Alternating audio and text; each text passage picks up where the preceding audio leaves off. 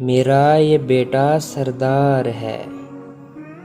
سیدنا ابو بکر رضی اللہ عنہ سے مروی ہے، وہ کہتے ہیں ایک دن رسول اللہ صلی اللہ علیہ وآلہ وسلم خطبہ دے رہے تھے کہ سیدنا حسن بن علی رضی اللہ عنہ آ گئے۔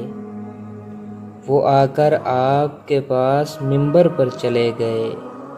نبی کریم صلی اللہ علیہ وسلم نے انہیں اپنے سینے سے لگا لیا اور ان کے سر پر ہاتھ پھیر کر فرمایا، میرا یہ بیٹا سردار ہے اور امید ہے کہ اس کے ذریعے اللہ تعالی مسلمانوں کے دو بڑے گروہوں میں صلح کرائے گا۔